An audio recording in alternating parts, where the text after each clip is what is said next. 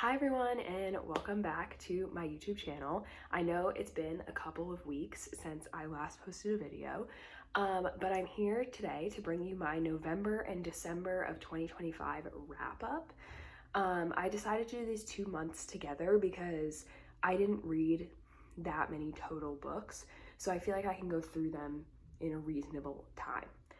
So to start with our November stats, in November I read 16 books, 6 fantasy, 2 magical realism, 1 sci-fi, 2 romance, and 3 lit fic, and then I DNF'd 2 books in November. So the first book I read in November was The Floating World by Axio, and I gave this 3.75 stars. I thought this book was really cute. It's essentially about a girl who acts in this kind of like theater troupe, and her family gets attacked by a demon, and so she goes on this like quest to find healing for her uncle who got hurt by the demon, and she ends up teaming up with this guy who's like undercover trying to find a lost princess. It was very cute. I enjoyed it. It's supposed to be part of a series, but I don't think I'm going to read the second book because it was a little bit juvenile for me. I think I'm aging out of YA a little bit. So that was just like a personal decision, but if you love YA books, this would be for you. The second book I read was The Beautiful Maddening by Shea Earnshaw, and I gave this book 3.75 stars also. The Beautiful Maddening is about this family who has like a magical tulip field in their house, and the magic from these tulips causes everybody to fall in love with the members of this family. And then one day someone steals a bunch of tulips and they start getting distributed around the town, and that creates like this huge issue. I thought this book was good. I don't think it was like exceptional or like super excellent, but it did really hold my attention for most of it, although I will say that some parts in the middle were pretty slow, and if you don't typically like Shea Earnshaw, I would not pick this book up, because a lot of her books hold the same formula of kind of like riveting beginning, a little bit slow middle, and then really good ending. So if that's not for you, then I might skip this one. The next book I read was Howling Dark by Christopher Ruocchio. This is the second book in the Sun Eater series. I forgot what it was called. And I give this 4.5 stars. So the Sun Eater series is a book about it's a series about Hadrian Marlowe, who started out as like the son of this lord, and then he had to escape his home planet for like reasons that are like kind of spoilers, and he ended up being, in the first book he ended up as like a gladiator on another planet. This book has a bit of a time skip from the end of the last book into this one, and now he's on like another journey to essentially uncover the secrets of this alien race called the Cielsen. I thought this was a fantastic entry into this series. I think it was probably even better than the first one. It really expands the world beyond like what we knew in the first book, and I can understand why a lot of people really like this one, because I felt the vibes. The next book I read was Her Radiant Curse by Elizabeth Lim, and I gave this book 4 stars. This book is about a girl who gets cursed by a tiger goddess to have like a snake-like appearance in order to save her younger sister, who almost dies when she's a baby. And the story like skips forward in time to when her sister, who is one of the most beautiful women in the land, is being married off essentially. And the snake-faced girl wants to save her sister from being married off because her sister doesn't really want this, and goes on kind of an adventure to stop that from happening. I thought it was very well done. Again, it's YA, and I think I'm kind of aging out of YA, so for me it was a little bit young and not targeted towards my age group, obviously, and I think that's why I rated it a little bit lower, because it just wasn't for me. but I think it is really good, and I think Elizabeth Lim does an incredible job. So if you like these kinds of stories about like curses and princesses, this is for you. The next book I read was A False Start by Elsie Silver.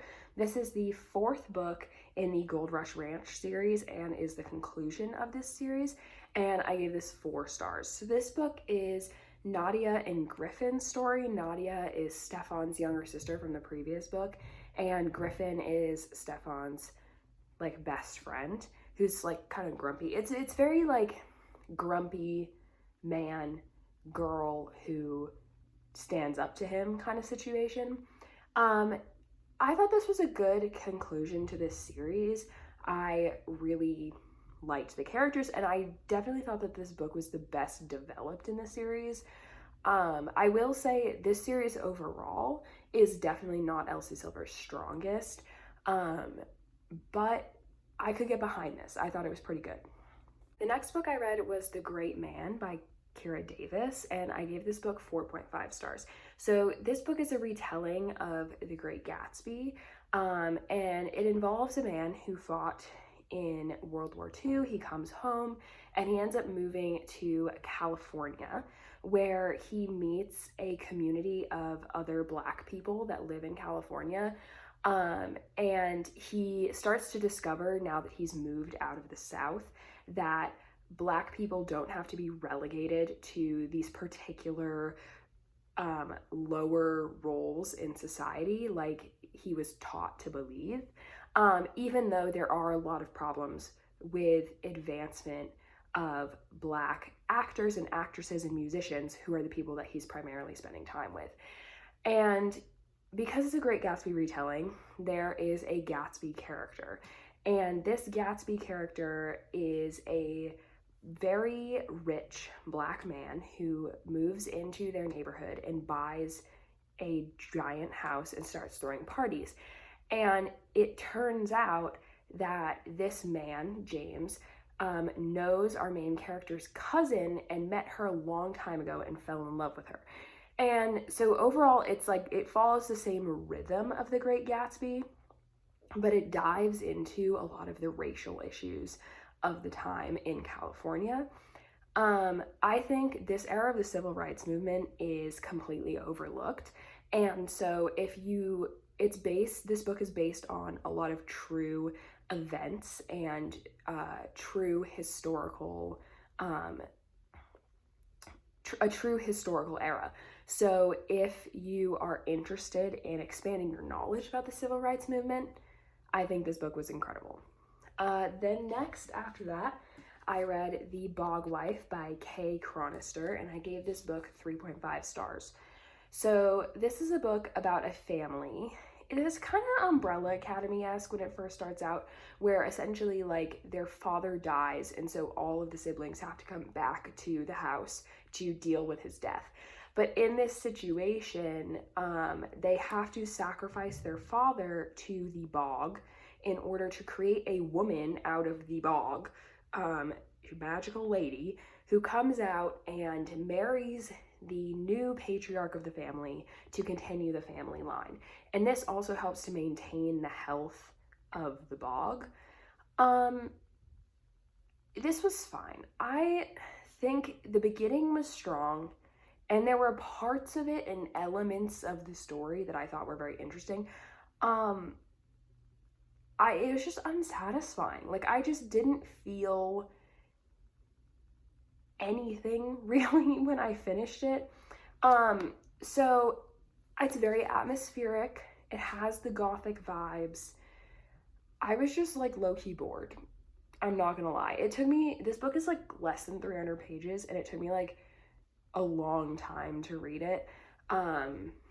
So I would not recommend, unless you're really into books for like the gothic atmosphere and not for like the character development or the plot.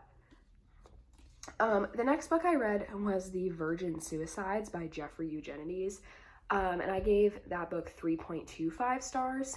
So The Virgin Suicides is a very short book about a family that has 4 daughters, And at the very beginning of the book, one of the daughters attempts, but she is unsuccessful. And then later she attempts again and she is successful. And it's about kind of like the fallout of that and how weird the family becomes after this happens. But it's told from the perspective of the boy who lives across the street from them, which I like. It was fine. It was just, I think I wasn't in the right headspace to read it. This book is extremely bleak, and it is also very boring. There are so many things, like, it's more about, like, how everybody around you reacts to something like this happening, which I would normally find fascinating or captivating or meaningful, but there was something about like the way that this was written that I just couldn't engage with it. I don't know what it was. So I would recommend if like you're in the right headspace for something that's like pretty bleak, but if you're not, steer clear.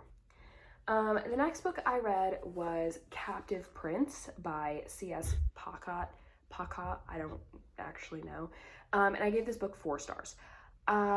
This book is about, it's pretty dark, so take this with a grain of salt, but this book is about a prince named Damon whose father, he's a war hero in his country, and then his father dies, and his younger, I believe, half-brother seizes power in that moment and sells Damon as a pleasure slave to a neighboring country to try and like increase good relations with that country because they just fought a war against them.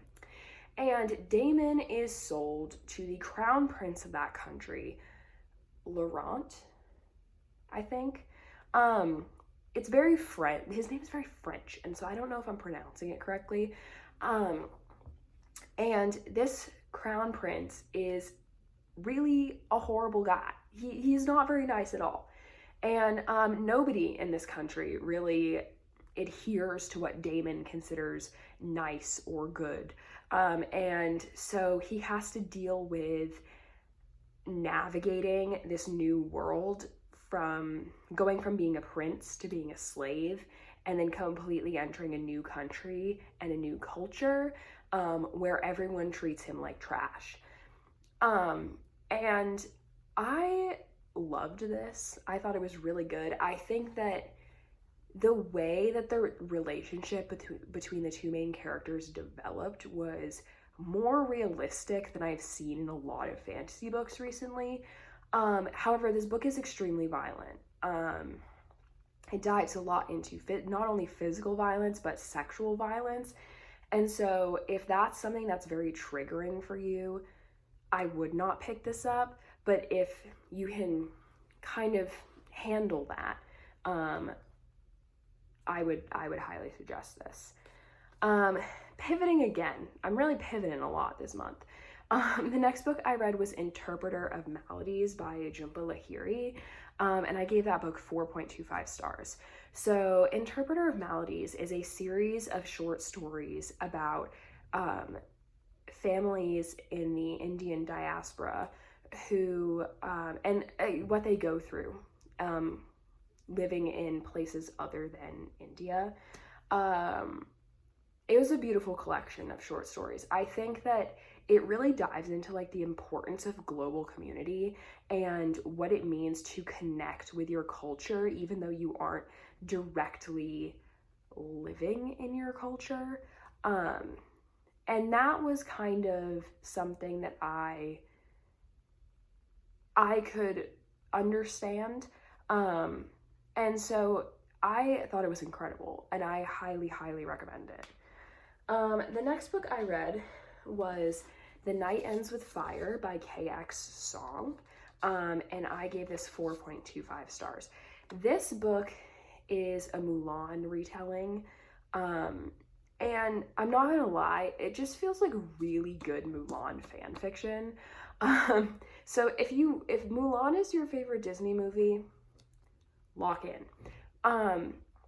This book follows Mei Lin, who is a great martial artist, and she lives with her father and stepmother and younger sibling, and her father's a drunk, and she realizes that a great opportunity has arisen to get away from her father if she takes his place in the military and poses as a man, a la classic Mulan.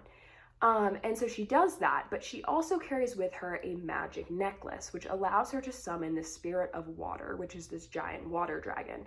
So it spins the like Mushu part of it a little bit differently. And then it kind of diverges from the original Mulan storyline. They are at war against a different country, and a different magic user who carries a corresponding pendant for the Firebird and draws his power from that deity. I thought this was really good. I'm really excited for the sequel. I think if you can get past the fact that it's basically just Mulan fan fiction, it's fire. Like, it's really good. And I'm excited to get to the next one. The next book I read, I DNF'd actually. It was Black Leopard, Red Wolf by Marlon James. I will say I did only get about a chapter into this, so please take my little review with a grain of salt.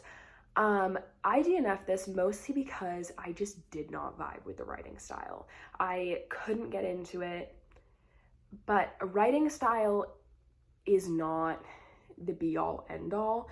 So this book is about a man who is essentially like a bounty hunter, and he's tasked with finding this young boy. So if that sounds interesting to you, I would give it a try. I just didn't vibe with the writing style, but that's a personal thing. So do with that information what you will. The next book I read is Mort by Terry Pratchett, and I gave that book 3.75 stars. Mort is a book about a boy who apprentices to death, and essentially all of the things that happen as a result of that. This book was classic Terry Pratchett. It was funny, it was wholesome, it was a good time, and I think Terry Pratchett's humor is timeless. So if you're looking for like a funny read, I would read this one.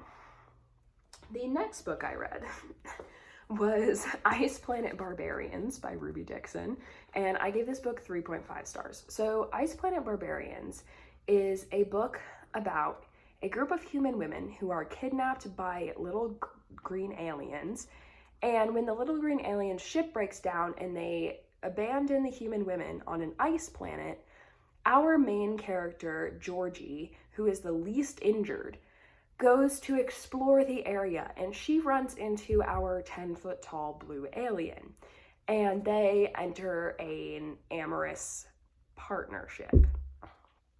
So this was fine. I read that these books are supposed to be like for fun, and I really enjoyed myself reading it. It's not like intellectually intense, but I think if you're looking for something that just like lightens the vibe, this is a good one for that. Next I read Flowerheart, and I forget who this is by, so just leave me alone. And I gave this book 3.5 stars. So Flowerheart is a book about a girl who has magic, and she can't control it. And she accidentally hurts her father, and so the Magic Council gives her an ultimatum that they can lock down her power and reduce it, or they can completely take it away, but she would never get it back. And unless she can learn to control her magic and heal her father by the deadline. So she enlists the help of her ex-best friend, who suddenly turned on her a couple years ago, and they try to figure out a way to fix her magic so that she can heal her father. I thought this book was cute. It was cute, it was fine. It just didn't hit for me. I think it hits for a lot of people. I'm just not a cozy fantasy person. Like, when I read fantasy, I want to be shocked, I want to be in horror, I want to be uncomfortable. And so cozy fantasy just like is not my vibe. But if cozy fantasy is your vibe, this is for you. This book was written for you, okay?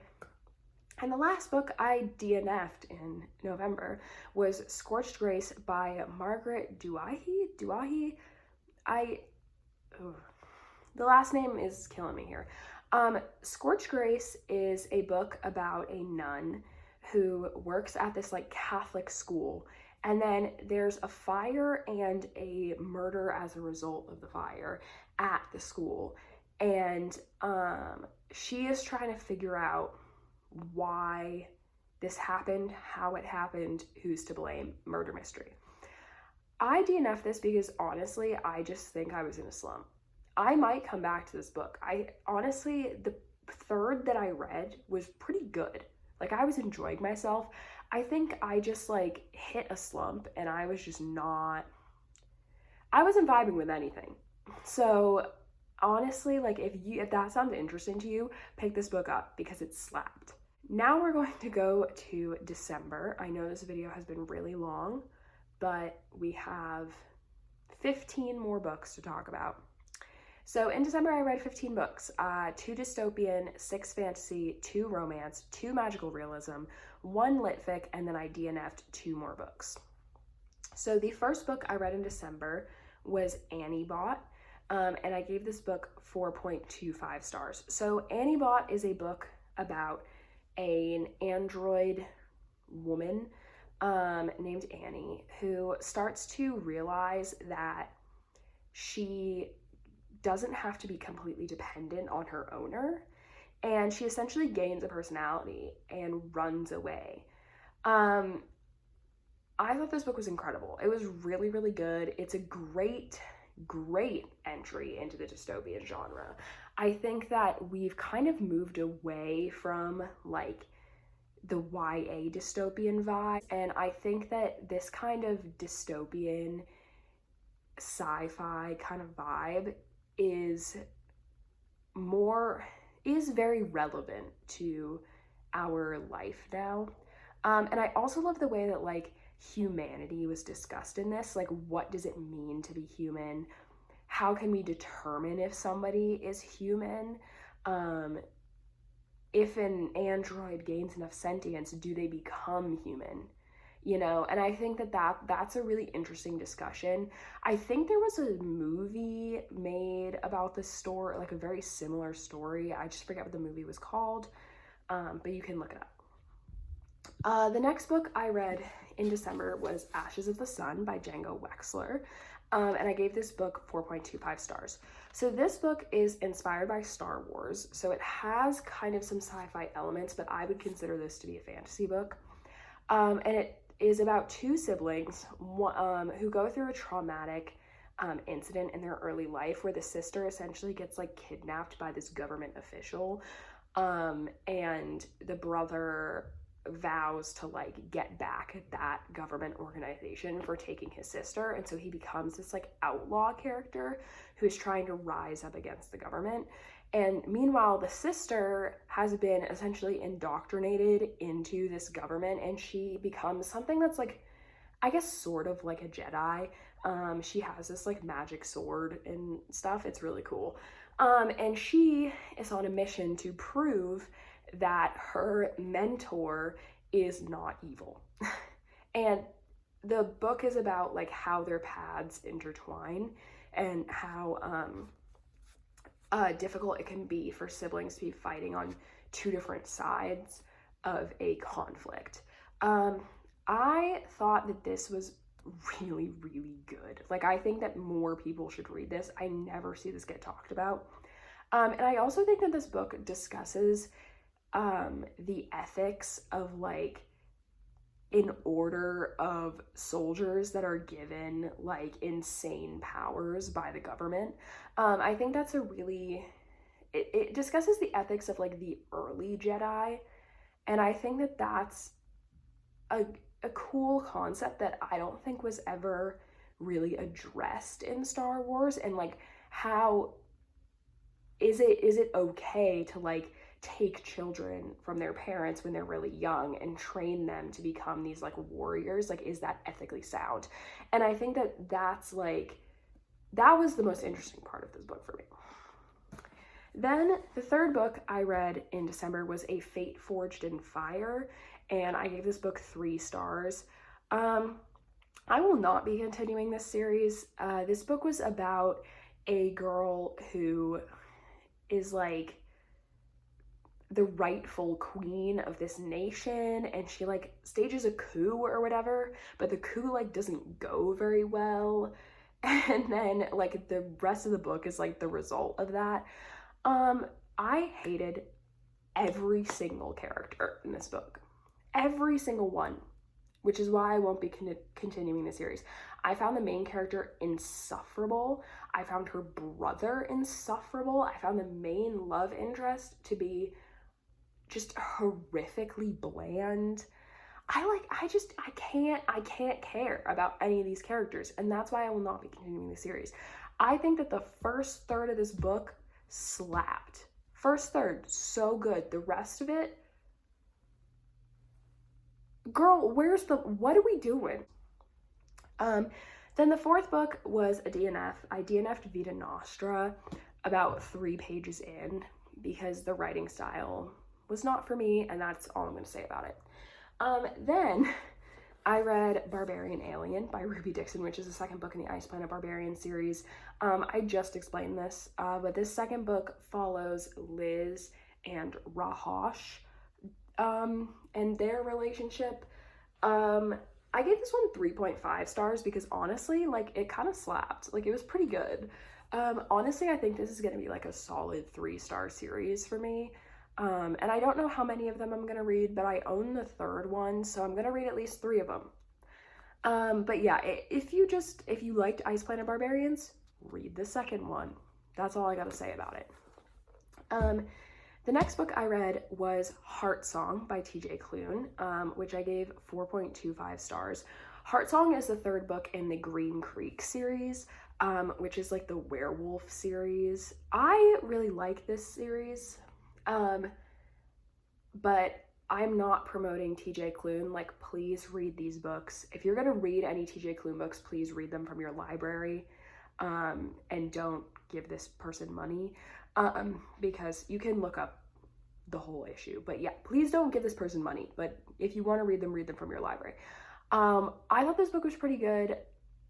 I still stand by the fact that the first book in the series is the best, and that they are getting worse and worse, TBH. But this book follows Robbie as our main character. Robbie was like a side character in books 1 and 2, and his relationship with Kelly, the one of like the brothers from the family, it was pretty good. I mean, the asexual rep was present, which I enjoyed, but I don't know. I'm debating reading the 4th one. I don't know if I care anymore. Yeah, that's kind of where I'm at. Then I read The 6 Deaths of the Saint by Alex E. Harrow, and I gave this 4.75 stars. This is a short story which inspired Alex E. Harrow's most recent release, The Everlasting. So if you are going to read The Everlasting, I would highly recommend reading 6 Deaths of the Saint. It's free on the Kindle app. Just download it and read it. It took me like 30 minutes. It follows this woman who becomes a warrior for a king, and essentially how she was mythologized. It's incredible. Alex E. Harrow needs to write more things like this. I have not read The Everlasting yet, but I know it's gonna slap. I know it's gonna slap because Alex E. Harrow eats every time. She eats every time. And that's not a hot take. Read it. The next book I read was Royal Assassin by Robin Hobb. This is the second book in the Farseer trilogy, which is the widely recommended first series to read in this world. And I gave this 4.5 stars. So Royal Assassin obviously takes place after Assassin's Apprentice, and it continues to follow Fitz and a little bit of like other characters through the aftermath of the ending of book one. I can't say a lot about the plot of this just because so much happens in book one, and a lot of this is directly affected by the plot of book one. So it's really hard to say this without like spoiling any of it. But this takes place over a very long period of time, which is why it's so long in comparison to the first book. And I really enjoyed it. It's a very character-driven book, and so if you don't like character-driven fantasy, I wouldn't really pick this up. But Robin Hobb just has a way with words, like it hits every time. It hits every time. That's all I'm gonna say. So good. Excited to read the third book in the first series, and then I'll probably take a break before I continue on to Live Ship Traders. The next book I read was A Land So Wide by Erin A. Craig, and I gave that book 3.75 stars. This book is about a girl who lives in a weird town surrounded by rocks, and the rocks form this like protective barrier against these like sky demon things that like would otherwise fly down and eat all the people in this town.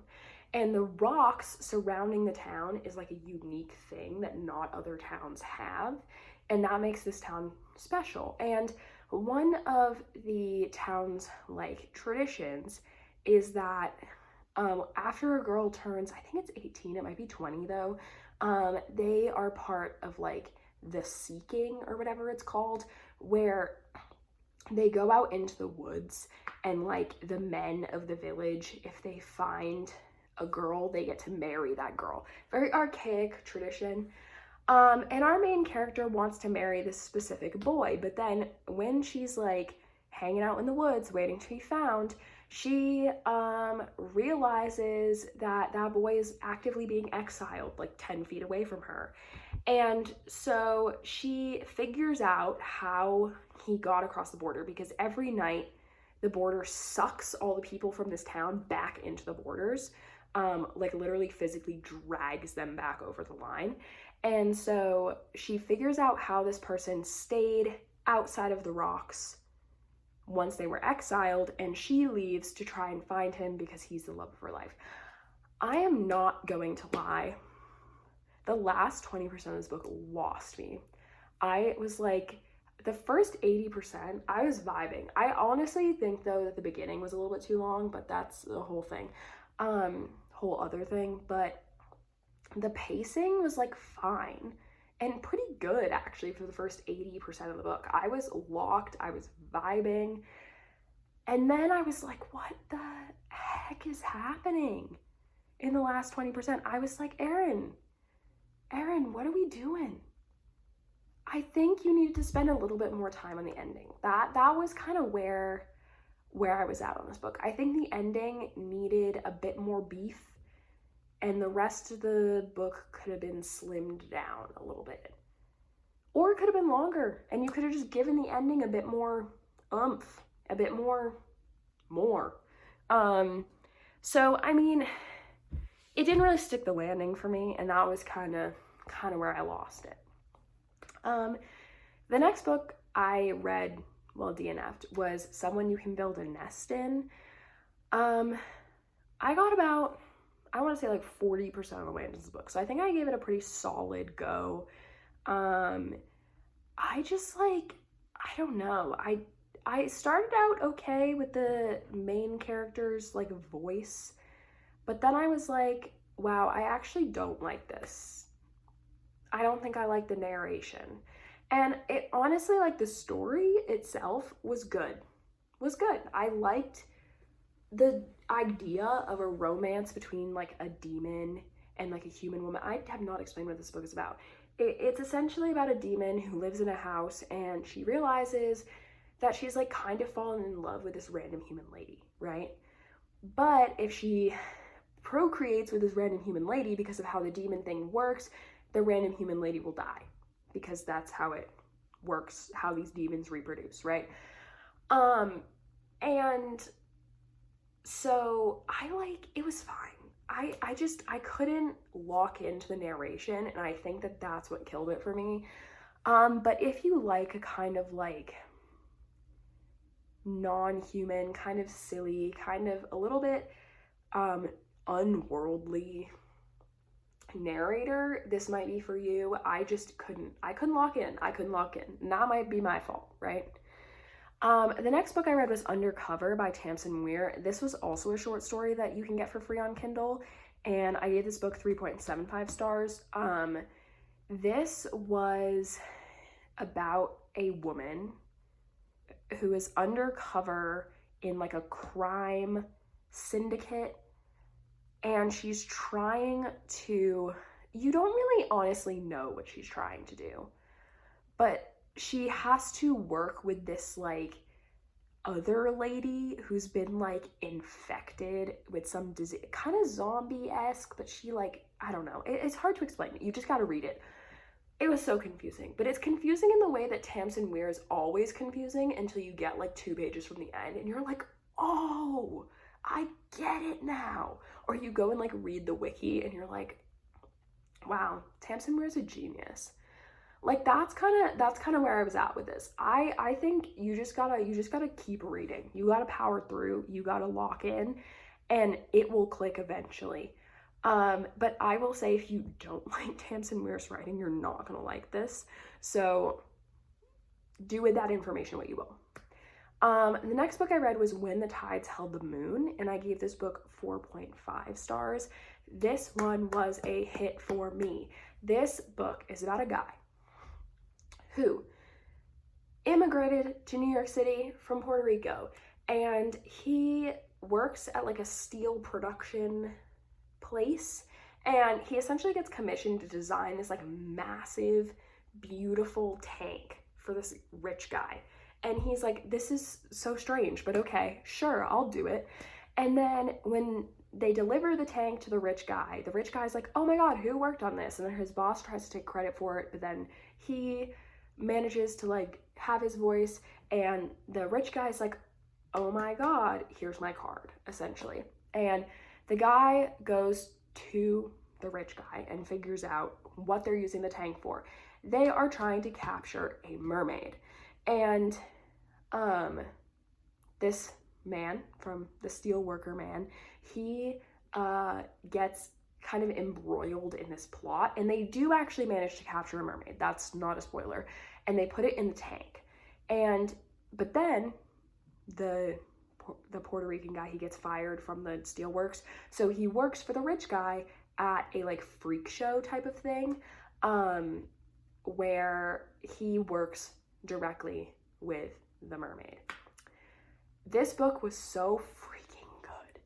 Like I can't even begin to, this book can't even begin to explain to you how good it was.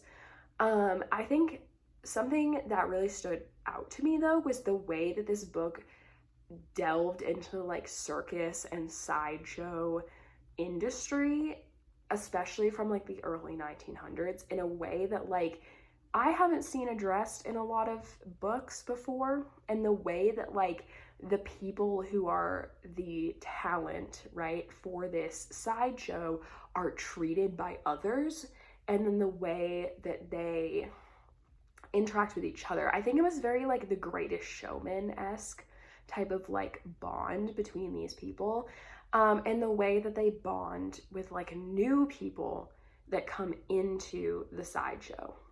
It was incredible. I highly recommend it, and I think everybody should read it.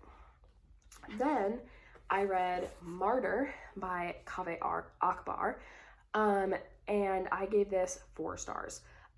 This book is about a man who is kind of in grad school, and a lot of his family members have died, and he is a poet, but he's not really like doing anything meaningful with his life. And then he finds out about this woman who is doing an art exhibition. She's dying of cancer, and she's allowing people to come and talk to her about her life. and that's her art exhibition. And he goes to New York to talk to her about her life and about death. And this book was just so freaking good, bro.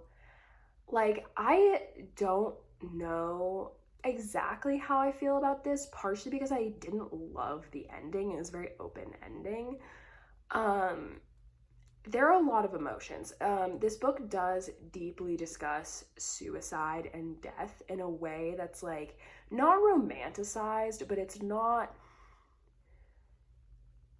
The main character is like obsessed with dying in a meaningful way, and that might be a trigger for some people. So just like know that that's in here. The next book I read was Blood Debts by T.J. Benton Walker, and I gave this book 3.25 stars. This book is about a boy and girl twins whose mother is like really sick, and then they find out that she's been cursed. And so they manage to undo the curse and she recovers, but then they're pretty sure they know who cast the curse, but they have to collect evidence so that they can usurp this person because they think that she's like on the witch council, right? I thought it was fine. I honestly thought the premise was really interesting. I thought the plot was pretty good. I liked most of the characters. The thing that was weird for me here, and the reason why I gave it 3.25 stars instead of something higher, is because the pacing was all over the place. All over the place. Like, a bunch of things happened in the beginning. The middle was extremely slow. Extremely slow. And then all of a sudden, like 50 things happened at the end. And like, it's not that they weren't explained. It just felt like we had all this build up that like the ending, the resolution should be more difficult to attain than it actually was. And for that reason, I'm not going to be continuing the series, although I think there's one more book. While I'm interested in what happens in the next book, kind of, I only care about one of the plot lines, so I will not be continuing. But if you like this kind of vibe, this might be for you. And the final book I read in December was Breath of the Dragon by Shannon Lee and Fonda Lee, and I gave this book 4 stars. So Breath of the Dragon, Shannon Lee, BTW, hold on, I'm just gonna double check this. Shannon Lee is the daughter of Bruce Lee, the famous martial artist. And so this book it's kind of like a fantasy book that is the heir to Bruce Lee's legacy. And this book is about a martial artist who doesn't have a lot of money because his family was outlawed from the other half of their country for practicing martial arts, and are exiled to the half of the country that does practice martial arts. And he ends up joining a martial arts competition to try and win the honor of being like the official government martial artist, I guess. And that the plot follows from there. There's a lot of other things that occur, right? This was solid. I have never read anything by Fonda Lee before, and I think that like I really enjoyed this. I will be continuing the series. I'm interested to see where the characters go. I found the plot compelling. I found the characters compelling. I thought that the ending was really well done. It is extremely martial arts focused, obviously, because it's partially written by Bruce Lee's daughter. So if you aren't into martial arts, if you aren't into blow by blows of martial arts fights or anything like that, I might skip this. But I really enjoyed it because I'm interested in martial arts. So do with that information what you will. All right, that was all 31 books that I read in November and December. Thank you for watching this extremely long video, and I hope you have a great new year.